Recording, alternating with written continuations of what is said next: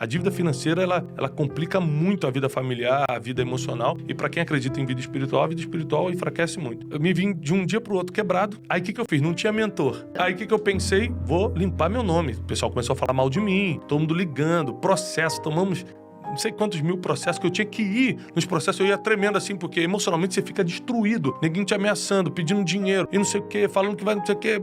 E você ainda tendo que ir no processo, todo mundo te acusando de tudo.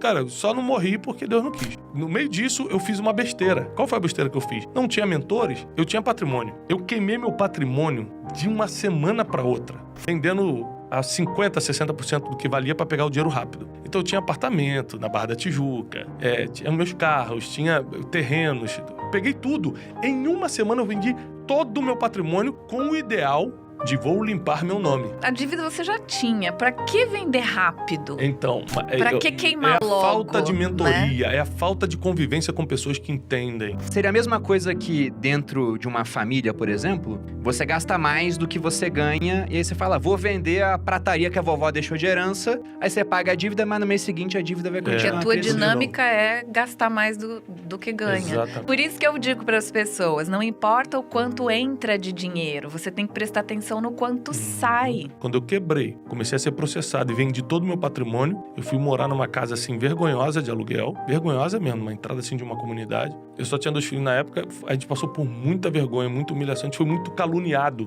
Muita gente inventava a história da gente, então normal. O ataque emocional era muito forte. Muita gente que tentou me destruir no nível máximo. Pensa um nível hard, assim, de destruição. Hoje, bate na minha escola e fala assim, rapaz, sempre acreditei em você, cara, tamo junto. É impressionante, cara. Isso parece coisa de filme. As pessoas ficaram 2 anos tentando me destruir, viram que eu já tava peso morto e veio pra me destruir de vez. Acho que elas não percebem. Não, elas não... Acho que é isso. Não é nem que elas são falsas, não. É que elas não se dão conta do que fizeram. Não. Foi a ver com o negócio que eu quebrei. Eu sempre trabalhei com comunicação, né? Sempre trabalhei na TV. E aí teve um dia que eu cheguei à mesma conclusão que o Thiago. Eu falei assim, gente, trabalhar pros outros é muito ruim. Comecei a trabalhar com 18 anos. Na mesma condição do Thiago. Não tinha dinheiro não tinha nem dinheiro e nem tempo pra estudar. O que eu ganhava era ali pra ficar no 0 a 0. Eu dizia, então tenho que aprender. E aí eu chegava mais cedo, chegava 3 horas antes do meu horário, entrava às 10, chegava às 7, sempre tentando aprender alguma outra função ali, né, dentro da emissora de televisão que eu trabalhava. Mas sempre naquela, alguém decide a minha vida, alguém decide quanto eu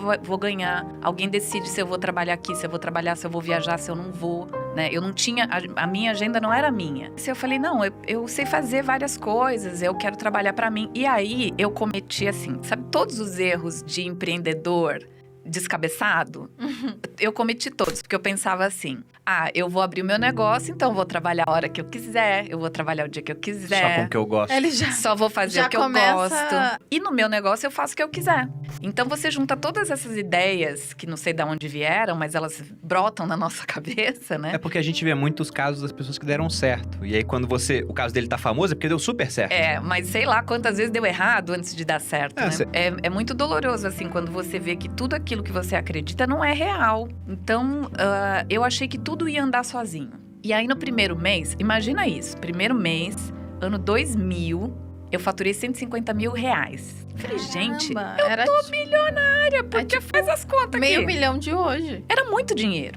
Aí, o que acontece? Pra você ter uma ideia, a casa onde eu morava de aluguel. A casa onde eu morava custava 80 mil reais. Eu falei, gente, mas pra mim... não tinha faturamento diferente de lucro diferente. Pra mim era dinheiro. Você viu esse número e pensou, tá feito. Falei, gente, tô rica. Pra quem não sabe a diferença, gente, faturamento é o dinheiro que entra, mas você tem custos operacionais, tem despesa administrativa. Imposto. A diferença entre isso, impostos, aí no final você tem o lucro. Muito bem empreendedor assim só vê mesmo. o faturamento e fala, nossa. E acha que pode gastar. Então tinha um problema muito sério que eu não entendi qual era a dinâmica do negócio. E aí o que acontece? Em vez de eu guardar o dinheiro, né, para que eu pagasse depois todas essas despesas que eu não estava tendo, por isso até que o meu lucro tinha sido grande, né? Toda a parte de despesa fixa estava reduzida? Primeiro estava zerada, né? E aí depois é que eu ia começar a pagar. Mas assim, depois para mim estava longe, estava muito longe. Então eu fiz tudo errado, eu saí gastando. E eu vendia a prazo, porque eu vendia para lojista. O lojista vende no varejo a prazo.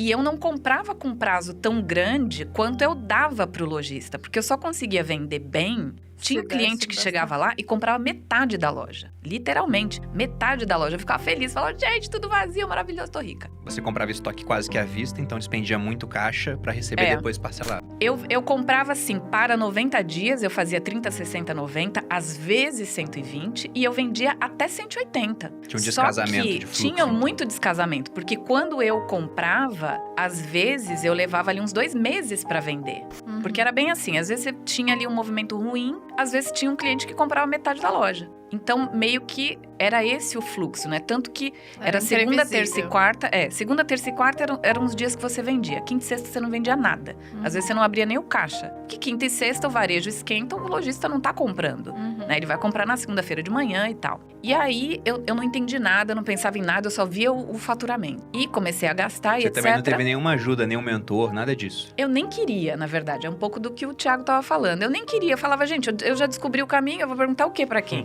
Tá tudo ótimo na minha vida. Orgulhosa também. Só que eu não me via assim. Eu dizia, não, isso aqui é um retorno de tudo que eu fiz, de tudo que eu trabalhei pros outros, né? Eu sempre trabalhei Que muito loucura. bem. Eu nunca peguei nada de ninguém. Eu sempre tive essa cabeça assim, eu sou a exceção. Não guardei dinheiro, achei que tava tudo ótimo. Comecei a me desentender com as minhas funcionárias, porque às vezes elas me alertavam, elas falavam, Patrícia, você não pode vender metade da loja pra um cliente que veio do nada. Você não sabe quem é, essa pessoa não te paga. E a pessoa não pagava. Então eu comecei a tomar calote, né? Eu tinha esquecido que as pessoas roubam, tinha esquecido que as pessoas podem fazer esse tipo de coisa. E aí eu comecei a tomar calote, comecei a dar calote. E começou a desencadear toda essa situação. Quando chegou no 7º mês, eu tava muito endividada, eu não tinha a menor ideia de que eu tava endividada. E sendo que foi uma coisa que eu fui plantando ao longo do tempo. Que ano que era isso? 2000, 2001. E por que em dólar a dívida? Por que vocês tinham essa visão gourmet de se endividar em dólar? No meu caso era No teu turismo. caso era Eu pagava turismo, em dólar o Que fornecedor tinha lá que ser em fora. dólar. No meu caso, naquela época, você costumava dolarizar as dívidas para poder ter um índice, um indicador, né, para você não perder dinheiro. Tinha muitos índices, né? Era um pouco, a gente tava vindo daquela época do overnight que você dormia pobre e acordava rico, entre aspas, né? Então era tanto índice, tanta coisa que as pessoas falavam, olha, você me deve 5 mil reais, vamos fazer o seguinte, vamos transformar isso em 5 mil dólares e você me paga quando você puder. Até 99 era 1 para 1 ainda. Era né? 1 para 1 Tinha uma ainda. paridade. Exatamente. E antes disso, nós tivemos o real mais valorizado que o dólar. Quando meu pai foi pra Angola, se não me engano, em 96, um real tava mais valorizado do que o dólar. Não valia nada. Então, com dólar, você comprava na época uns 98 centavos de real. Em 96, exatamente, foi a primeira vez que eu fui pra fora. Gente, eu me senti a milionária. Porque eu fui pra Grécia me sentindo a milionária. Eu fui pra Israel a primeira vez me sentindo a milionária, porque era, acho que 1,30 o real em relação ao dólar. E nessa época, 2000, 2001, a gente fazia isso. A gente dolarizava a dívida pra você ter um ponto de partida. Porque senão a tua dívida, Entendi. cada dia você devia um valor. Já